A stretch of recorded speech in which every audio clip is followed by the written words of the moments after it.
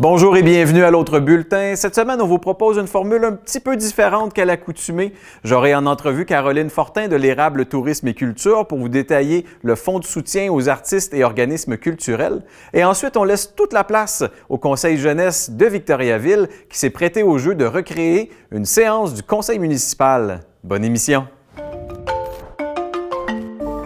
Madame Fortin, bonjour. Bonjour. Alors, vous êtes à Tourisme et Culture de la MRC de l'Érable. Présentement, on est dans l'appel à candidature pour le fonds de soutien aux artistes et aux organismes culturels. Voulez-vous nous en parler un petit peu?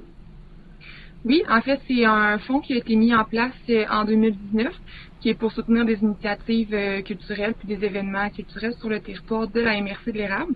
C'est un fonds qui est tiré de l'entente de développement culturel qu'on a avec le ministère de la Culture et des Communications du Québec. Puis qu'est-ce que vous demandez exactement comme critères pour ces candidatures-là? En particulier, c'est pour des activités de médiation culturelle. Donc, quand on parle de médiation culturelle, c'est vraiment une rencontre entre le citoyen puis l'artiste.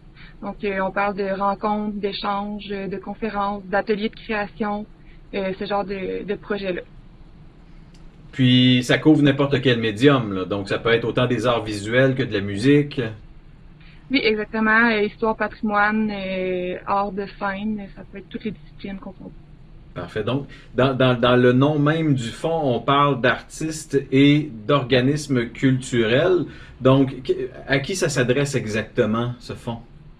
Oui, ça s'adresse à encore plus large que ça. En fait, les artistes, les organismes culturels, les OBNL, les coopératives d'artistes, ça peut également être les municipalités qui déposent ou encore les établissements scolaires. OK. Donc, autant que ça peut être des projets ponctuels que des événements artistiques, là.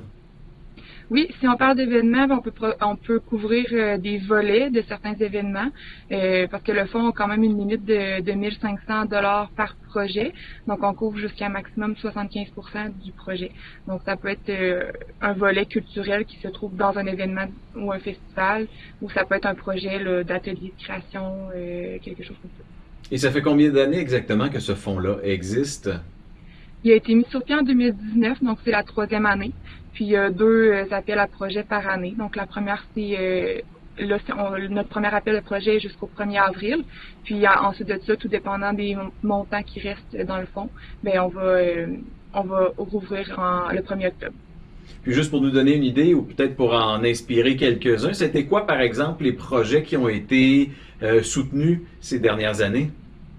Oui, en particulier, on a soutenu le Musée du bronze d'Inverness qui voulait ouvrir son atelier de création de sculptures, à l'intérieur du musée.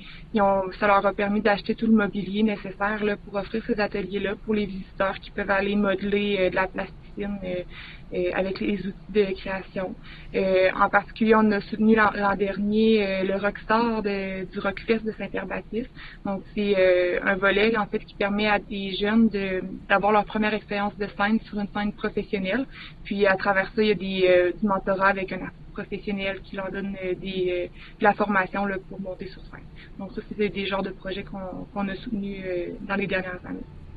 Et pour les artistes du territoire ou les organismes de la MRC de l'Érable, comment est-ce qu'ils doivent procéder pour déposer leur candidature?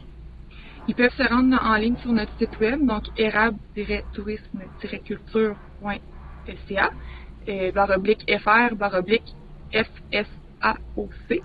C'est le lien pour avoir accès au formulaire, puis aussi à la politique d'investissement qui décrit tous les critères là, que le projet doit comprendre pour pouvoir déposer. Parfait. Sinon, est-ce que vous avez peut-être une page Facebook pour plus d'informations? Oui, ça s'appelle Érable Tourisme Culture.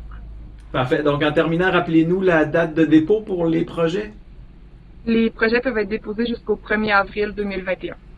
Parfait. Alors, l'appel est lancé aux artistes. Merci beaucoup, Madame Fortin. Avec plaisir, merci. Bonjour à toutes et à tous. Bienvenue à cette toute première séance publique télédiffusée du Conseil jeunesse de Victoriaville.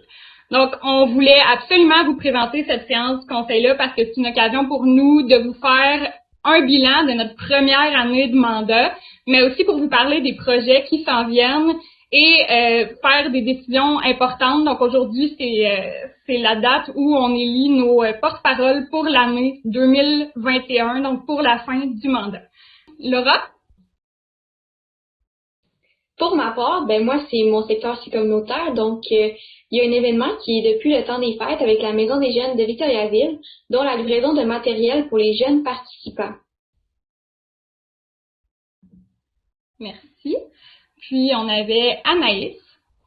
Oui, donc pour le côté loisirs et sport, on a premièrement au Cégep de Victoriaville, l'équipe de sport, les Vulcains, organise un deuxième tournoi / championnat contre d'autres cégeps qui mettent en valeur les entraînements, aussi la persévérance scolaire, tout ça, puis il va y avoir un gagnant. Puis cette fois-ci, pour le deuxième championnat, il y a 1000 $ qui va être remis à une fondation du collège gagnant. Donc, il y a 4 collèges qui s'affrontent, puis le collège gagnant reçoit les 1000 $ et l'offre à la fondation de son choix. Ensuite, il y a aussi toutes les équipes sportives de la ville, tous les sports d'été qui commencent à s'activer, les formulaires d'inscription commencent à sortir, donc c'est le temps d'inscrire vos enfants ou de vous inscrire vous-même, si ça vous tente d'embarquer dans une équipe de sport ou de faire un loisir cet été à Victo. On passe au point suivant, campagne de sensibilisation sur la santé mentale. Je passe la parole au comité de la santé mentale du Conseil jeunesse de Victo. Oui, donc, comme son nom le dit, la campagne éclaircie de ta tête, qui est une campagne de sensibilisation qui prône la santé mentale, parce qu'on sait que ces temps-ci, avec la COVID-19 puis tout ce qui vient avec, c'est plus difficile de faire les choses qu'on faisait habituellement. Donc, ça a nécessairement un impact sur la santé mentale. Donc, il y a plusieurs activités, plusieurs capsules qui vont arriver dans les prochaines semaines par rapport à cette campagne-là. Moi, mon rôle par rapport à ça, c'est au niveau de la collecte de données. Donc, déjà, il y a plusieurs données qui ont été récoltées au niveau de la santé mentale, que ce soit pour les élèves du secondaire ou les étudiants du cégep, pour avoir un bon portrait de ce qui se passe dans notre communauté, autant au Québec qu'à Victoriaville au niveau de la santé mentale. Je vais maintenant passer la parole à Jérémy qui s'occupe de la partie plus capsules informatives qui vont servir dans la campagne. Oui, merci Gabriel. Pour ma part, mon rôle dans le projet, c'était plus au niveau des capsules, comme Gabriel l'a dit. Je m'occupais de la composition de ce qu'on allait retrouver dans les capsules. Donc, ce qu'on allait retrouver dans les capsules, justement, il y avait plusieurs éléments abordés. On avait tout ce qui est l'information de ce que sont les différents troubles de santé mentale qu'on retrouve chez les jeunes en 2021. On a aussi l'outillage pour ce qui est pour ce qui concerne l'entourage, autant des amis, des proches, des victimes des personnes atteintes de santé mentale. Puis mon rôle se situait autant justement dans la conception de ces capsules vidéo et informatiques, graphiques en fait qu'il va y avoir là. On passerait à la Journée internationale de la jeunesse 2021. Elodie et Hargy, si vous voulez nous faire peut-être un petit topo de comment la Journée internationale de la jeunesse s'est passée en 2020 et ce qu'on prévoit pour l'année 2021. Oui, je peux commencer. En 2020, ça s'est super bien passé. On a eu plein d'invités de toutes sortes. On a eu des chanteurs, humoristes, on a eu des conférences. Puis on a eu le chanteur de Bleu Jeans Bleu. Puis ça a été une belle journée, plein de couleurs. Fait qu'on souhaite reproduire ça pour la Journée internationale de la jeunesse 2021.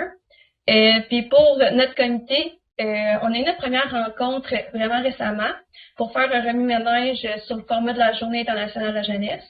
Et dans le fond, cette journée va avoir lieu le 12 août prochain. Puis, comme à chaque année, les jeunes de Victo seront mis en valeur et interpellés à participer à toutes sortes d'activités qui seront proposées par le Conseil jeunesse et aussi par Espace jeunesse de Victo. Juste avant qu'on se laisse, on a un dernier point qui est message des élus. Donc, au début, on avait des petits messages un peu plus précis là, par secteur, mais il y a quelque chose de très important qui se passe cette semaine, puis c'est les journées de la persévérance scolaire. On a 2 élus qui voulaient vous en parler ce soir. Donc, moi, je tenais à dire que chaque jeune a quelque chose d'inspirant en eux, et malgré ces temps un peu plus difficiles, il faut surtout pas lâcher. Et si nous avons des difficultés, ben il y a des organismes qui sont là pour nous, comme la Maison des jeunes de Victoriaville qui peut vous aider avec vos devoirs. Il y a aussi Allo Prof si jamais vous avez des questions sur des travaux.